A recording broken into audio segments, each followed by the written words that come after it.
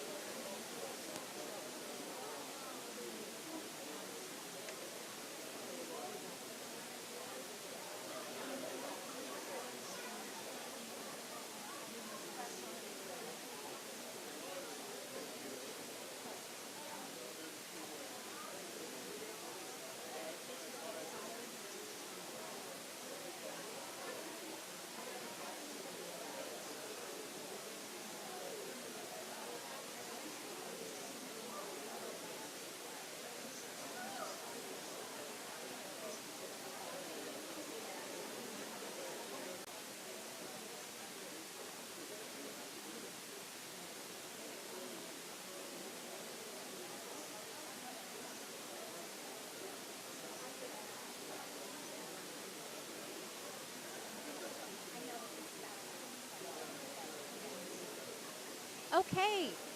Good evening. I have 6 o'clock. Let's go ahead and get started.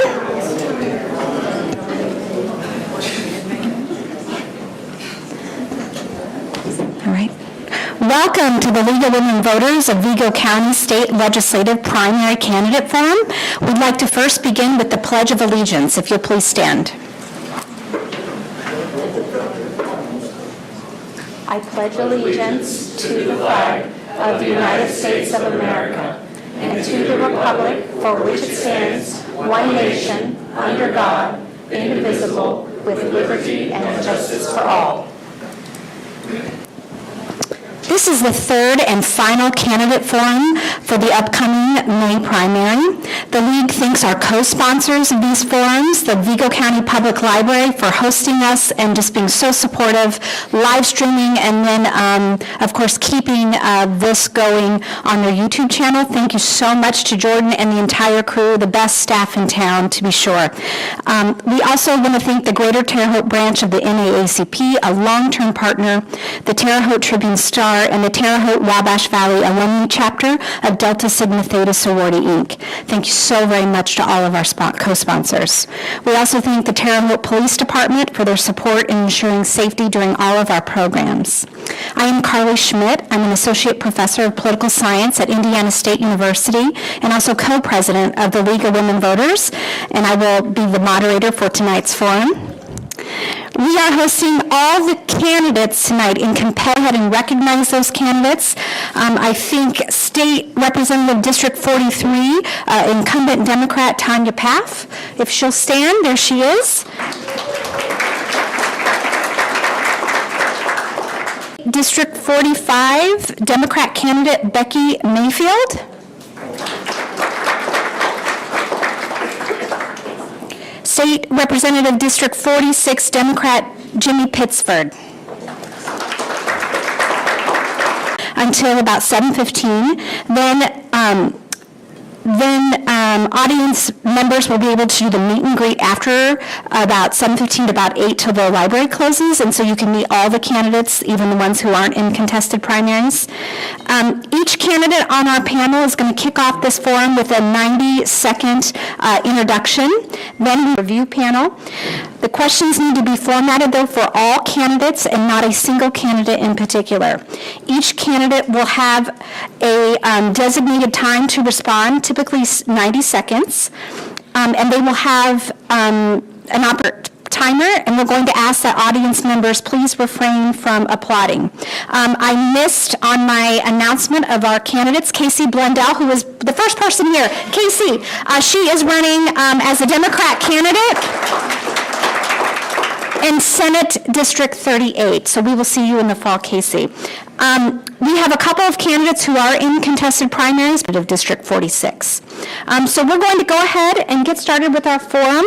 Mr. Borders, we're going to start with you. You will have a 90-second introduction, and we'll work our way down and then rotate through the questions that way. Please, Mr. Borders, go ahead. Robbie's up here with the timer. Well, it's good to be here. I guess this is in here. Good to see you again. I felt like this was a good session. I'm not sure that what you would rate it on a scale of things, but the bottom. You're good. It sounded like Check. Okay, that is better for sure.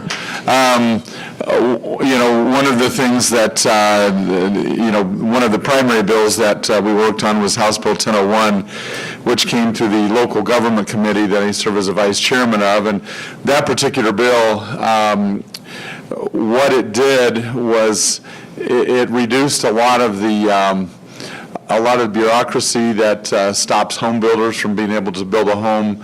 And it made homes more affordable. At least that is the goal of the bill. And the average age of a first-time home buyer in the state of Indiana now is 40 years old. And so the bottom line was we were trying to reduce a lot of the red tape that was necessary and still make homes viable and as far as the land space that they can set on and so forth. Another bill that we have worked on that we're looking at the costs on hospitals, pharmaceuticals, and insurance companies. There's no question that we've got a lot to deal with on reducing health insurance premiums. Okay. All right, Ms. Streeter? Hello, Kelly Streeter. I reside in northern Knox County, Freelandville.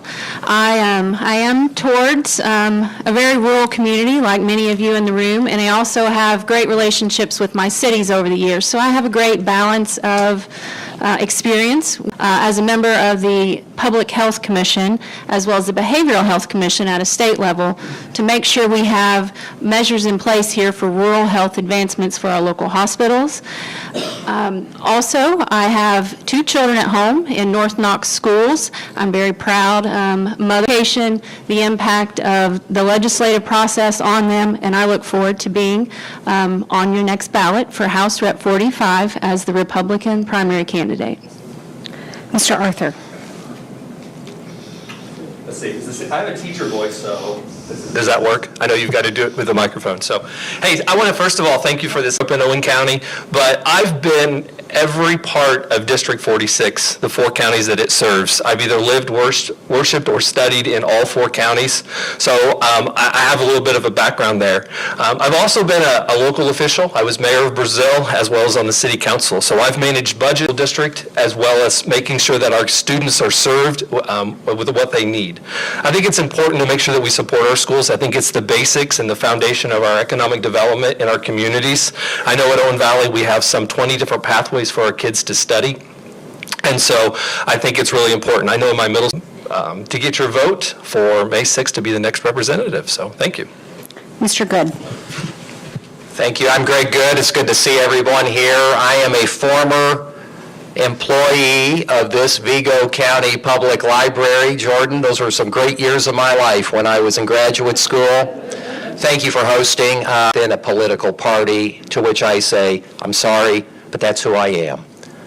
I'm the guy who had who's received the endorsement from Indiana-based people and associations like Indiana Right to Life, like the Indiana Chamber of Commerce, Hoosiers, getting behind Hoosiers, and I'm very proud of that.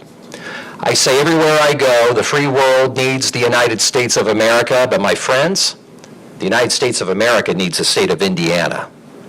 For all because of who we are, or I champion, always has bipartisan support. It's great to be here, and I'm looking forward to answering questions. Thank you. Ms. Wilson? All right. I am raised in Vigo County. Very proud of that. I attended South High School. I had plans of going to Rose-Hulman, following my brothers there. That did not work out. I had a travesty in my life. I lost my mother my junior year of high school, got derailed. My plans, speaker, very glad to be here. I would like to address the elephant in the room. I am not a convicted felon. I've never been a convicted felon. I never pled guilty to a felony. Never thought that deciding to join this would lead me down the road that it has, but I'm here to fight the fight and have everyone's back, and my integrity would not do so. So I just wanted to let everyone know I am not a felon, and thank you for your time. Okay, our first questions, I'm going to indulge myself into my political science background here and my congressional studies. And we often think about representation and what our members and our elected they have, the bills that they sponsor and co-sponsor, and how they are actively engaged in problem solving for us in the community and the state legislature. So my first question is we'll start with Mr. Borders, because it is the first substantive question. If elected, what would your legislative priorities be in the state legislature? We have 90 seconds, Mr. Borders. Well, the bottom line is next year, 2027 will be a budget year, and that, just by its very nature, that's really the only thing we have to do in a budget year is pass. They had a structural deficit of around $6 billion, and the teachers' pension fund, I believe, was somewhere around $10 or $11 billion in the hole. And with the Lord's help and a lot of financial discipline over the years, we were able to finally right that ship that had flipped over upside down. And so that's a big issue. And within that budget, of course, you have, all of your funding for your K through 12 education. One of the big things that we'll still be working on is on property tax relief, where Senate Bill 1 that passed last year already has a formula built in that's doing that and providing protection. In fact, a lot of you should see a reduction in your property tax bills this budget. Ms. Streeter? One of my priorities won't exactly be authoring legislation. Constituent services is very important to me. I've spent the last 10 years of my county government career in being a switchboard of sorts, and it's very important that we know how to access our government when we need our government, and I intend to be that voice. I intend to be that one that will go to work after I've listened to the issues. Those issues have been very relevant to me as a county commissioner. One thing that I really want to try and work on immediately, abandoned land of decay. So I think we need to work on that. I also want to jump into the property tax reform discussion. I have been at the State House the last 4 years representing county commissioners, listening and learning, and I want to be able to make sure we have a fair and equitable system for all, including income earners and landowners. I also want to tackle our energy and balance of our farm ground issue.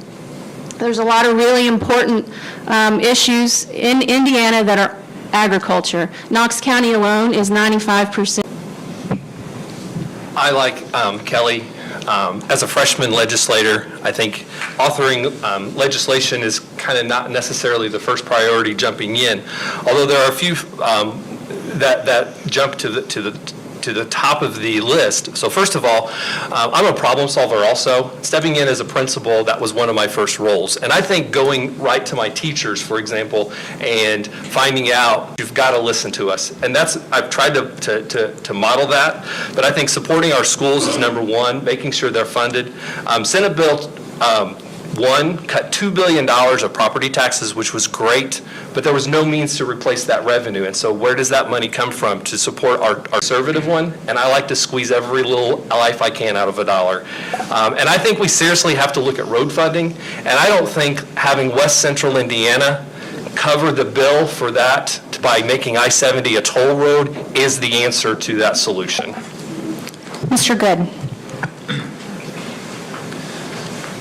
I was a freshman legislator once, and I did introduce legislation. I jumped right in there when, for the first time in its 100-plus year history, when Indiana State University didn't have a single legislation, didn't actually cross the finish line, but we woke people up in the Holcomb administration, and we got not one person from Vigo County on that ISU Board of Trustees, we got two. And I'm really proud of that. I was the one who's the author of legislation to close the loophole that currently exists in the state of Indiana that allows individuals who are not from America to work on Indiana taxpayer-funded construction projects. My legislation, which passed with bipartisan unanimous support, got past the Senate, that says that American workers or people on a path to citizenship are the only ones eligible to work on Indiana taxpayer-funded construction projects. Gets over to the House of Representatives, it dies.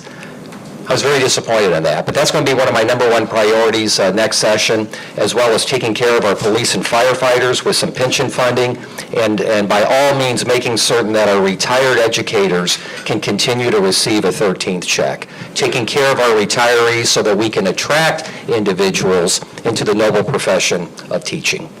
Ms. Wilson. I'd first like to start by making sure that the tax funds are being used appropriately. Lowering taxes for people in the district, specifically for Vigo County. This is one of the highest tax counties. Through research specifically, it's even higher than Hamilton County. Where the funds are going, be totally upfront.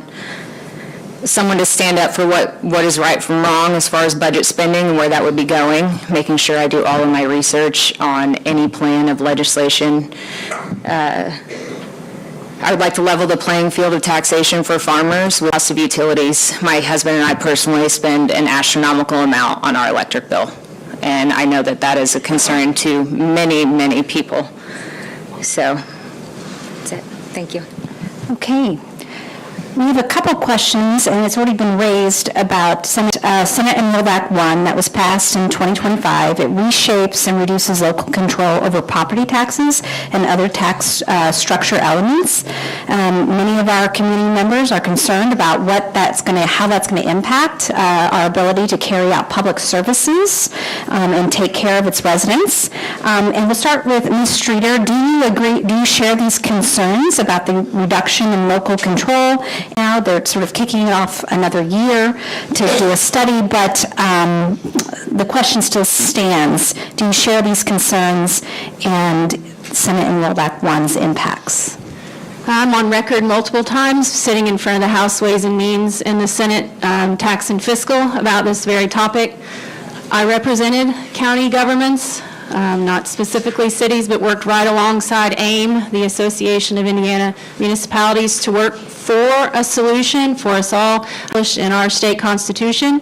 We operate all of those services in a county level, for the most part, in a very conservative means of business. Now, we get compared to the cities a lot, but that's another subject. So it is very difficult of a topic, and it is so confusing. Your property tax bills, how much you pay, what you don't pay, and I absolutely believe we need to come together and find a rate-based system on goods and services, particularly our income, but that has to be discussed. If not, we will have a major issue in the future, which it has been pushed to 29, of our revenues for certain government services. I also have an issue with the state government mandating all of their judicial systems in our counties, and we carry most of that burden, up to 50% in a lot of county property tax income budgets. Mr. Arthur. I think there's lots of problems with funding as far as when it comes to Senate Bill 1. First of all, as a former mayor, I know what it was like to create budgets, manage. I know in my own school district, a new school bus, and I'm not talking a school bus with bells and whistles. I'm talking a normal school bus that carry kids, is in the neighborhood of $150,000 to $175,000. And you count how many that happens, that there's a significant portion there. My district is set to lose at least $200,000. We cut taxes because I noticed that in Indianapolis, our representatives have gone to Indianapolis to fix problems that exist, say, in Marion County or in Lake County, and don't look at what problems are existing in Clay, Owen, and Vigo counties when they go up there to represent. And so I want to be a voice of the people. Property tax payers, whether it's a home or a farm, a business, they want to pay less.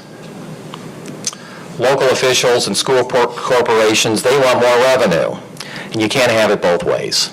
The fact of the matter is every local government, county government in District 38, Vigo, Clay, and Sullivan, and every school court, Vigo, Clay, and Sullivan, and every school corporation, they're getting more money than they did the previous year. They're just not getting as much money as they could have had were it not for SB 1. Like most things, we ended up in some middle ground, which probably didn't make anyone completely happy. But the fact is this: after year after year after year of property taxes increasing, and we were able to pump the brakes. And for most people, you're going to be paying less, and it's scaring people away from home ownership, and it's something that we're going to have to take on during the next legislative session. Ms. Wilson? I'd like to see fair property tax rates across the district. There's a drastic difference between townships alone on how much someone spends on their property taxes. Again, I'd like to have some transparency on where those funds are going to be going to, provide that to the folks, and how it will affect the local people, and not affect the people and how much they're paying out in taxes.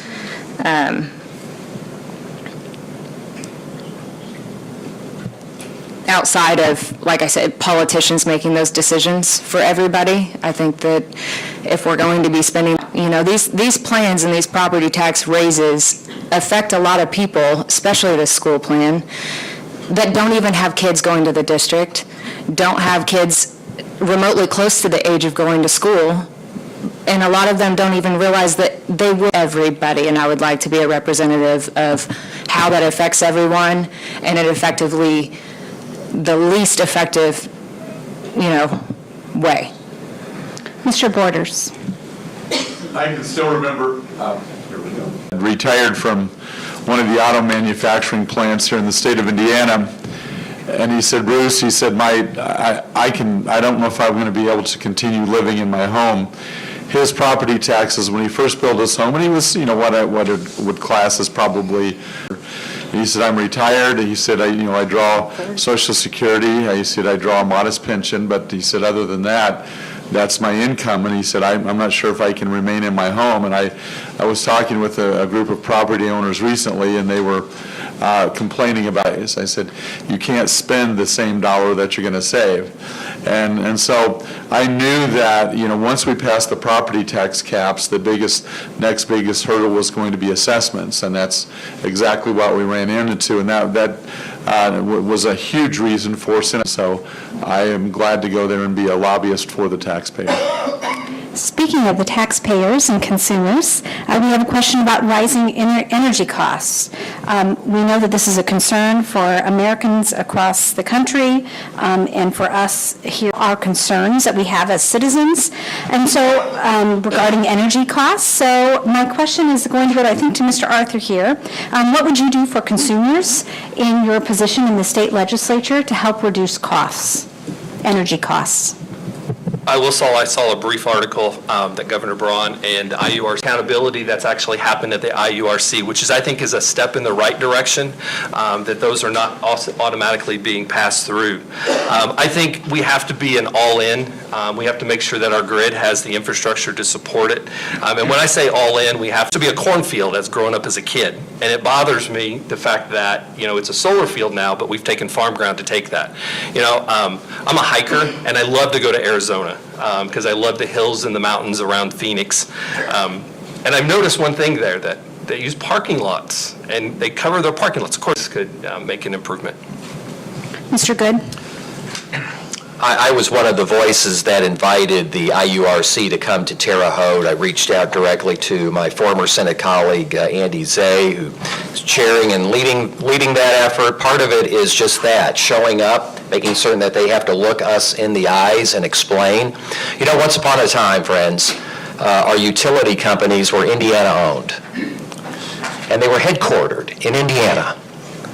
And then what happened was, as these investor-owned utilities, one was bought out by another and one was merged by another, and the headquarters left Indiana.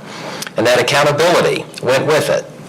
At the same time, once upon a time, Indiana was producing so much cheap electricity that we were truly living up to the great standard bearer of electricity, Thomas Edison, who once said, "We will make electricity so cheap that only the rich will want to burn candles.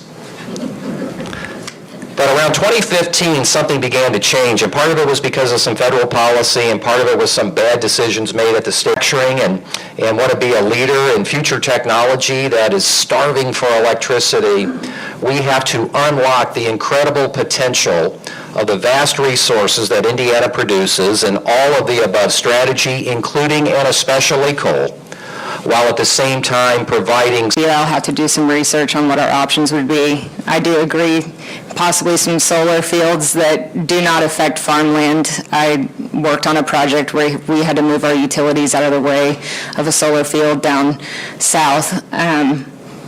Need to be held accountable. I think that we need to come up with ways for it to be more affordable for folks. As I said before, I've had a ton of friends complain about their electric bills and their utilities. It's unrealistic, it's unfair. You call, you get no help. They don't care. These companies need to be held accountable, and we need to find a better way. I will, like I said, more than willing do my research on that and find out how I can help. Mr. Borders? And then another thing that we did was mandated that the utility companies actually have to offer people within a certain income range, they have to offer basically equalized billing throughout the year. If they don't have that option available, that has to do that. And another thing that a couple of years ago, we passed a bill on small modular nuclear reactors, and that's quite a ways down the road before we have as many of those as we need, but that is definitely something that we're heading into the future on, and that will generate a lot of much less expensive electricity.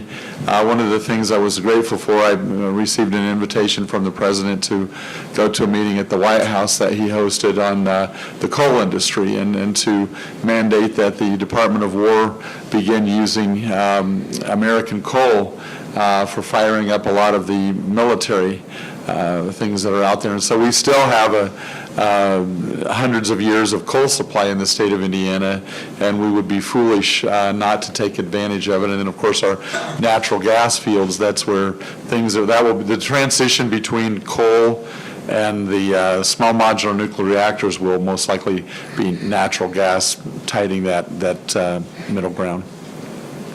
Ms. Streeter? I'm a consumer, so I also understand the impact of what it's like to pay a very hefty bill in the wintertime. But with my experience and what I've seen, I do live in the middle of coal country.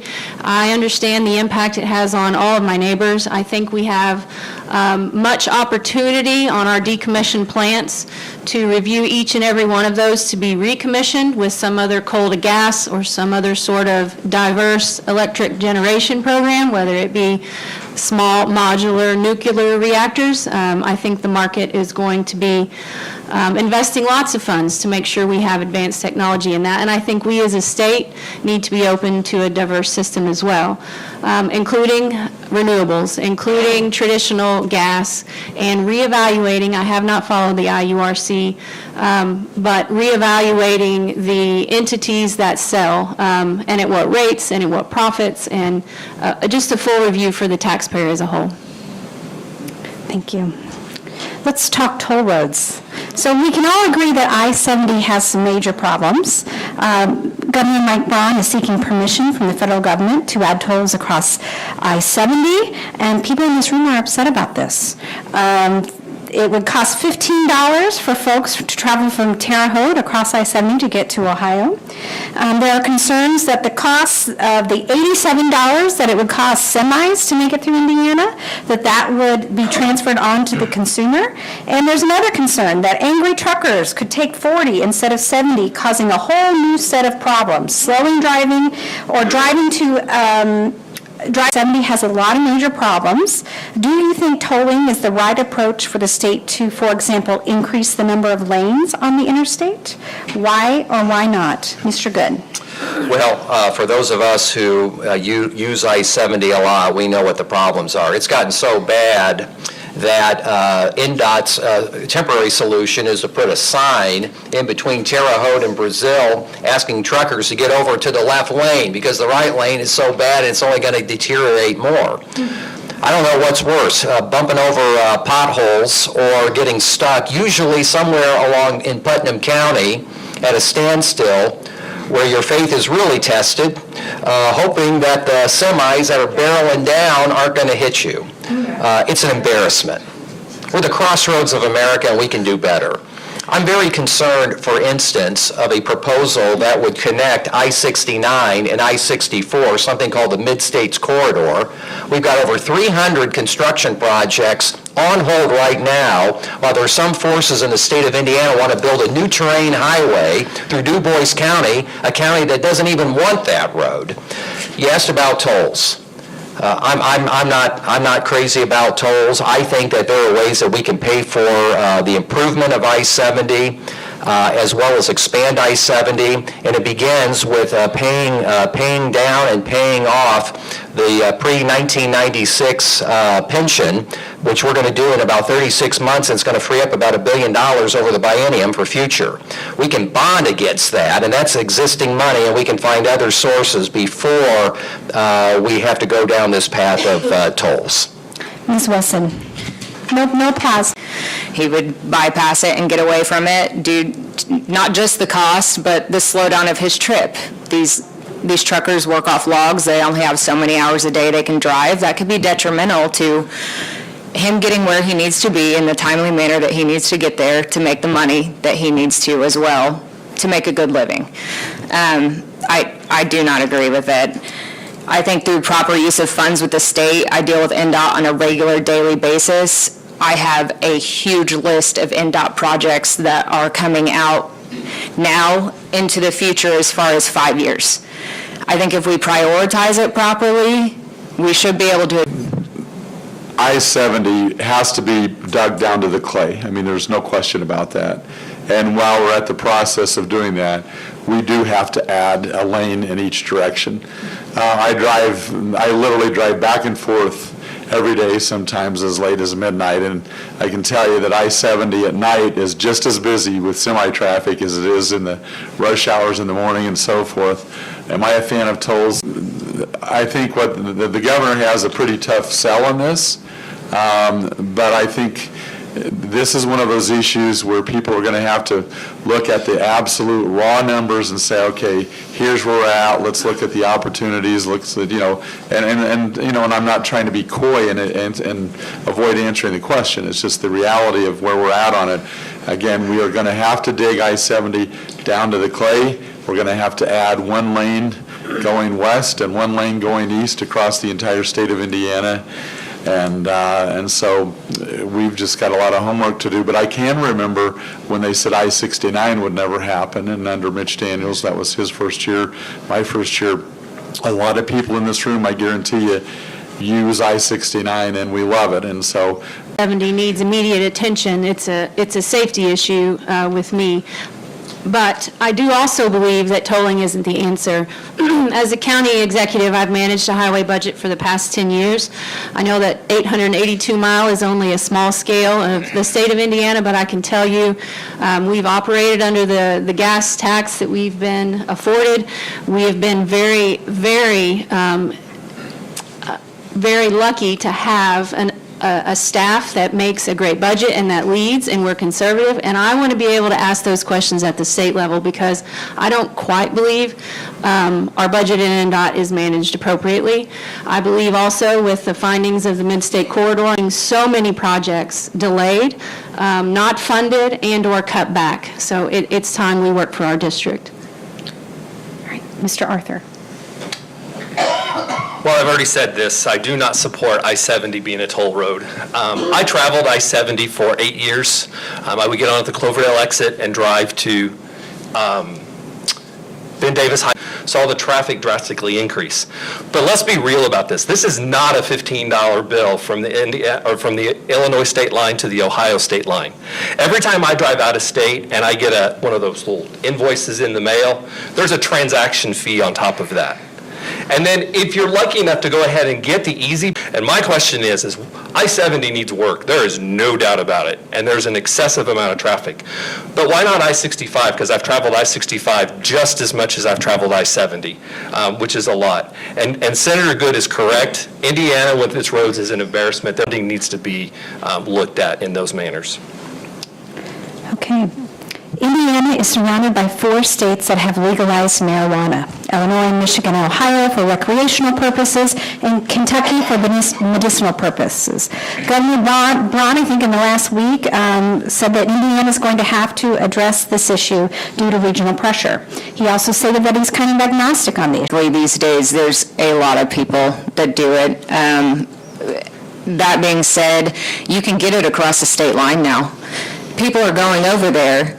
They have a high tax rate on what they apply to people buying that, and that's going to the state. That's going to Illinois. That's not coming here. There's people that drive to Michigan. They will drive to get what they want in this case, and I don't think that those funds that could go to us should go to other states. So, Mr. Borders? And just go to YouTube. Laura Stack, I believe is her name. In fact, one year she was voted the most outstanding speaker in the United States of America, and she wrote a book about her son. They live in Colorado. She lives there. He did live there. And the bottom line is when marijuana became legal out there, he became addicted to it, ended up taking his own life. And I mean, when you look at all of the statistics on it, the bottom line is I do get addicted to it. And to me, you know, I was just showing Kelly a picture of my latest grandson, Nathaniel, and he was born in October. And the bottom line is I don't want to open that door for our children to become addicted to a substance like that destroys their lives. And I think for us to say, well, you know, this state sells it, that state sells it, you know, and they're on our border, well, there's a reason why people line is, you know, we don't need to legalize an addictive drug in order to make our budget balance. Ms. Streeter? I've seen amazing things happen to children when they've gone through therapies that include hemp people having some serious drug issues, and the decriminalization of marijuana that has happened in Indiana, I think is happened and is good. And I think we need to continue looking at how it affects crime and how it affects other addictions. And I think there is some openness to it medicinally, but right now I stand as the way it is. Mr. Arthur? I'm going to be honest, this is a really tough one for me. On one side of it, I understand where the governor's coming from with 4 states surrounding us that allow for the use of it and the tax dollars that can come from that. And Indiana, or we know that Indiana could use the tax dollars.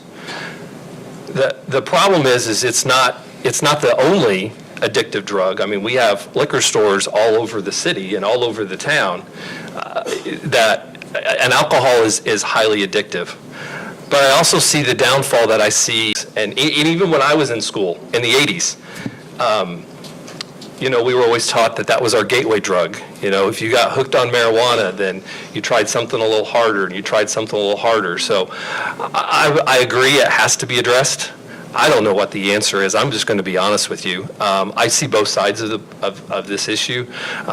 So it's something that I feel like is willing to be discussed, but I don't really have an opinion on it at this point. Mr. Good? On budgetary concerns. There was an effort in the debate last year on the state budget on the floor where a friend and a colleague on the other side of the political aisle had an amendment to legalize marijuana and making the case because the budget needed it. And I actually felt so and he writes various articles. He wrote an article a couple of years ago in the Wall Street Journal against legalization of marijuana, saying that the marijuana today is not your father's Woodstock weed. The consequences and individuals who have been dealt a difficult hand in life. And so all that to say that I'm open to potential medicinal purposes, but only after I am convinced by continuing my outreach and listening to doctors and scientists and public health officials. We have a number of college students in the room who have submitted questions, and so I'm going to, and in the present economy, the housing costs, and the rise in AI and how that's taking over entry-level positions, what can you do as a state legislator to support these young people so that they can capture the American dream? Mr. Borders. Well, the first thing we can do is to keep the cost of government as low as possible here. You know, I'm not going to say that it's going to be easy for anyone who's going out of college, and unless they, you know, they're getting a degree and maybe in engineering or whatever. It's always tough when you first jump into the workforce. It was tough for Lola and I, and but nonetheless, Indiana has more opportunity than most states around us, and in fact, than most states in the United States. And one of the ways we truly are the crossroads of America, and we're really good at warehousing things. And so, you know, the bottom line is there are still a lot of opportunities out there, and one of the things I would, you know, encourage any young person, and, you know, a lot of degrees that people get are just simply, they don't plug in well into a market-based economy. But there are plenty of opportunities for them, and the bottom line is, I think Indiana is doing a good job of creating an atmosphere where people. I can tell you that one of the things that I would absolutely commit to do is continuing supporting our quality state schools. We have several of our state schools that offer unbelievable options of everything from the arts to liberal sciences to the trades. I've had great work with Vincennes University over the years and watched some incredible dreams come true, dreams start here. And I want to make sure that you lack of options, as you all know. So I want to be a part of the solution as finding better pre-planning efforts and support the locals to build out infrastructure, for them to build more housing additions and planned larger. It isn't directly an issue, but you really need a car. So I also want to work on some safety and some city transportation options for the future that are buses or other transport systems. Mr. Arthur. Bottom line is, yeah, he has a student loan. We've done everything we could to prevent it. My daughter was lucky enough to graduate from IU Bloomington with an elementary degree without any debt through scholarships that she earned. I'll have to say that he's now living with Grandpa in West Terre Haute to kind of help with some of those housing costs, those things. It's something that I've tried to do. I know that he's not going to move back to Clay City with a computer engineering degree. He's going to have to go to a larger city. I mean, those are things that I faced. I think it's important that we look at our degrees. We still need teachers in Social Valley, and in in the other counties in District 46 and in the Terre Haute area. Mr. Good? Well, I'm a proud alum of Indiana State University, earned 2 degrees from there, loved it so much. I did 2 tours of duty as an administrator at Indiana State, where I was the lead advocate at the transformed the physical campus of Indiana State University. And then when the political science department would occasionally allow me, I got to interface directly with students teaching state and local government, which was an absolute blast for me. We are blessed in Indiana. We have so many our awesome 4 years and some great independent colleges. We've got to keep working hard. How do we better leverage higher education to spur economic development activities? I think, I believe anyway, that I'm the only member of the Indiana justly take offense to that. Higher education, whether it's a certificate, associate's degree, bachelor's degree, or beyond, is the key out of poverty. And I'm going to do everything I can to continue to support our higher education institutions. They could start at a community college, get their associates at a cheaper rate, and then move on to their state college should they choose.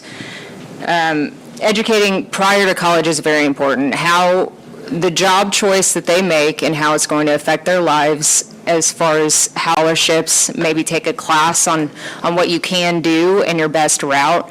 You know, my brothers went to Rose-Hulman. They're spending their money on those student loans, and they were crazy. It's a large amount of money a year, as you know.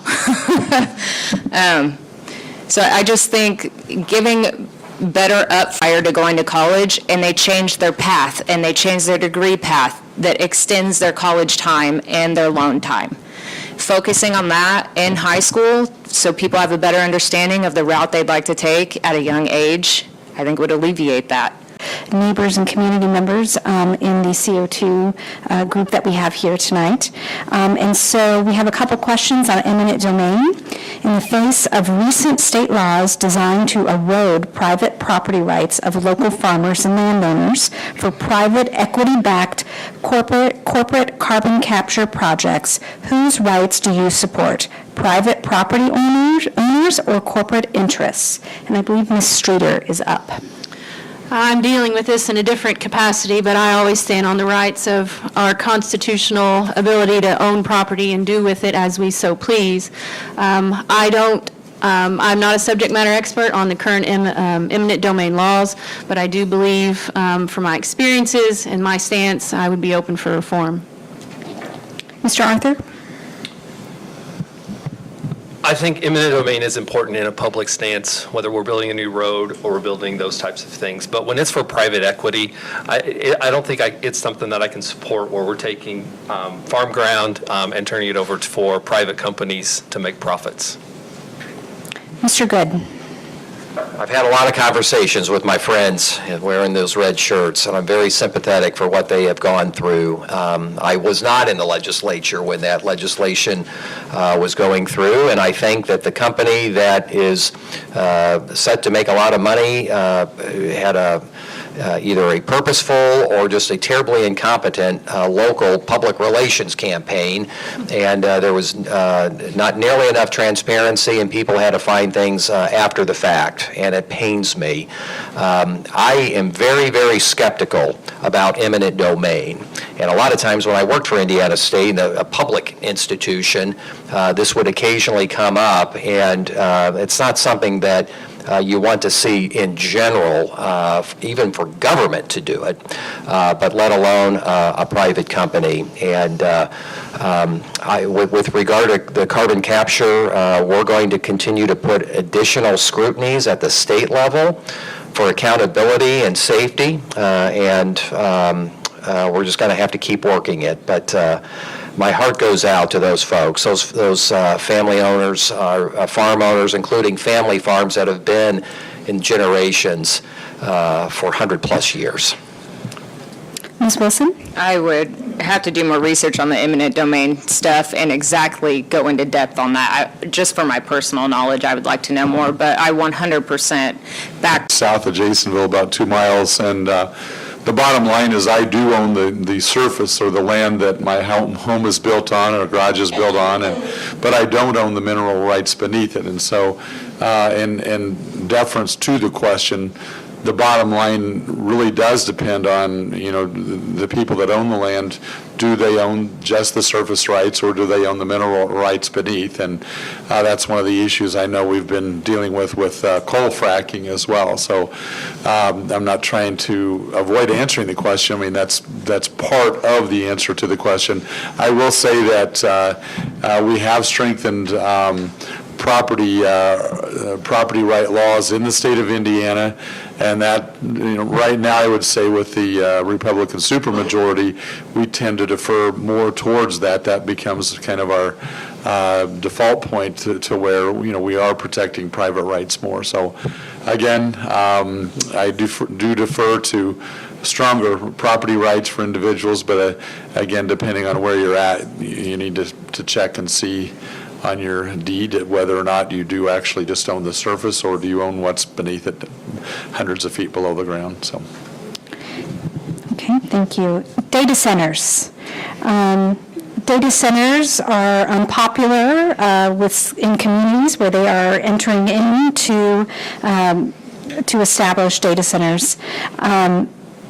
However, at the same time, we may all need data centers to carry out what we do on our cell phones. So the questions we have here, I think we'll ask, do you think there should be a state ban or moratorium against data centers? And what overall is your position on data centers and legislation geared towards data centers? And I believe Mr. Arthur is up. I've done some research on data centers. First of all, they don't employ a lot of people. It's a handful of people. I think they're well-paid jobs, but they don't employ a lot of people. Oh, sorry. There we go. Is that better? Yeah. Okay. I don't think they don't employ a lot of people. They're paid well. I've heard humming coming from the servers. I've heard vibrations coming from grounds that have affected property values. I've heard of families who've had to change insulation and windows, and it still didn't solve the problem. And who's going to buy that house now? Not to mention, the stress that it puts on the utility companies, whether it's water or whether it's utilities. I think they have their place, and I don't think they're going to go away. But I think that Google and Microsoft and Facebook should be paying for it and paying their property taxes instead of Hoosier families. Mr. Good? Yeah, a few years before I served in the legislature, there was a state policy drive to actually go after data centers and create incentives. And to your point, these are multi-billion-dollar companies, and we're trying to provide incentives to put data centers here. But here's the thing. There's this thing called artificial intelligence, and there is a race to be who is going to master AI on all things relating to civilian and military applications. Do we want the United States of America to be the leader in AI, or do we want the Communist Chinese Party? If we want the United States of America, which I do, a country that's dedicated to individual freedom and liberty and capitalism, we're going to need data centers. I am opposed to having a statewide moratorium on data centers. What I want is to empower individuals like my friend in the back there, Commissioner Mark Linkenbeard and his colleagues, and county councils and county leaders and Mayor Sackman and local leaders to make those decisions about, is this right for our locality, right for our county, right for our region, and do that as what we're doing right now. Have to face the public and make those decisions together.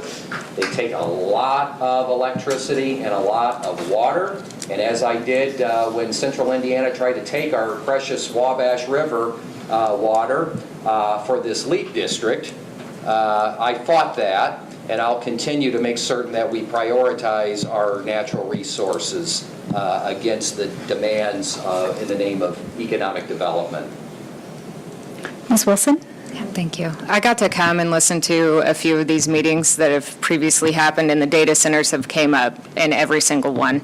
I think that if this is such an issue and such a big question, that the people in the district should have a say on how it will affect them and what they may want, not just the leaders.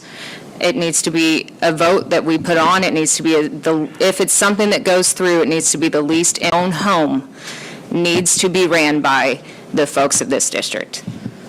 Mr. Borders?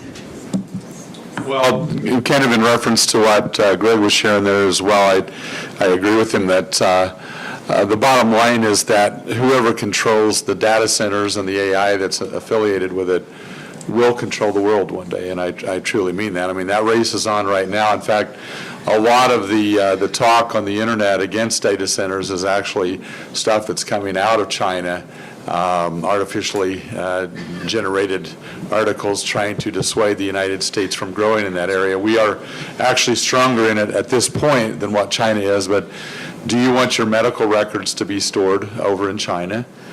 Do you want your emails, do you want your Facebook posts, et cetera, to be stored in China? I mean, the bottom line is we have a choice to make. We can either, put our heads in the sand and pretend that we're not all keeping more data than we've ever kept before, and that we're not using more data than we've ever used before, and especially with AI coming on board.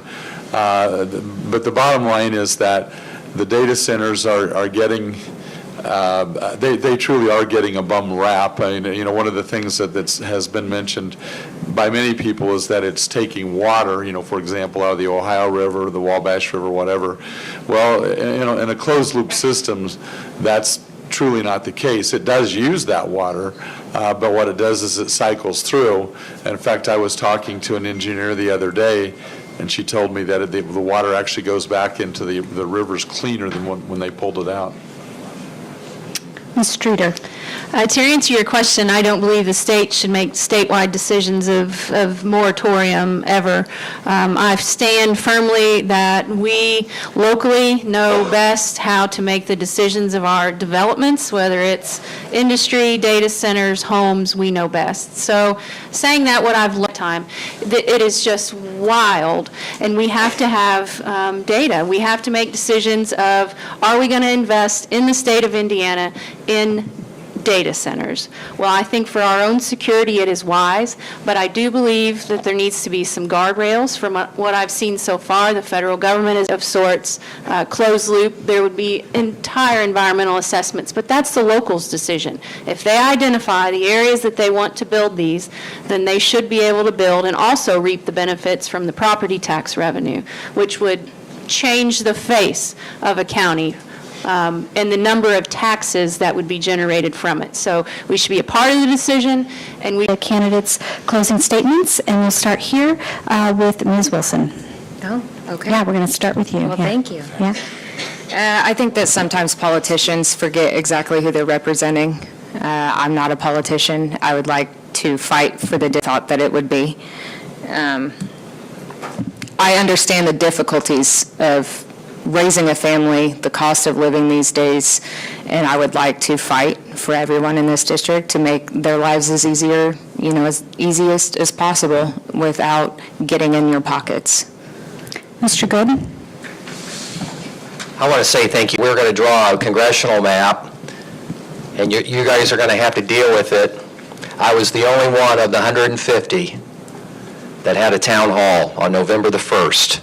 New York Times came, and I was like, what are you doing here? And they're like, sir, we think you're the only Republican legislator in the United States of America to do a very, very, very difficult experience. We're friends. We care about this great state. I'm not a politician. I'm a public servant. And I'm proud to be that. And I appreciate every one of you. When I was in first grade, 7 years old, Dad said, Tom, it's up. It's your time. Mom broke her leg, and it was time to plow the potatoes. So I got on the tractor, and he said, all you have to do is keep it straight and run over the tomato at the end of the row. And then we'll turn it around, and we'll do all of the answers. But I will work hard and will communicate with you and listen to what you have to say and represent you in Indianapolis. So I would appreciate your support in May. Ms. Streeter? Yes, Kelly Street of Sullivan County, North Knox and North Davies. It's a vast area with many cities, many towns, many unincorporated areas, and a lot of farmland. And as a commissioner over the last 10 years, I have risen to represent all county commissioners as their president. I've learned how we do it from north to south, and I'm really ready to take that experience, as well as being on a hospital board, the RDC president, sitting on many other community boards while raising children, and I'm also... Years I've served as your state representative, I've literally never missed a day. In all full disclaimer, there was one day where a radiator hose blew on my van, and so I had to limp it home and borrow Lola's van and make it to the State House. So I got counted absent that day, butt off, and that's a typical work week for me. I'm married to my wife, Lola. On June the 20th, we'll have our 45th wedding anniversary, and anyhow, we've got 3 children, and we have 7 grandchildren. And the bottom line is, at the end of the day, I want to make sure that every law that I vote for, that everything I do as a legislator, and everything that I did as a mayor before. Before we come to a close and open up to our meet and greet, I want to say thank you to everyone who's been coming to our forums. But I also want to say that I think that these 3 forums really represent what is best, a campaign through the phone. and social media, that it's a campaign about issues and the priorities and the importance of what's happening here locally and how the folks who are going to represent us do so. So thank you to all the candidates tonight. The representative from District 42, he does not have a candidate in the primary or the general election, but he is here to talk to us. So if you will open it up to meet and greet time, thank you so much. And don't forget to vote, and check out vote411.org to take a look at more candidates and their positions. Thank you. Good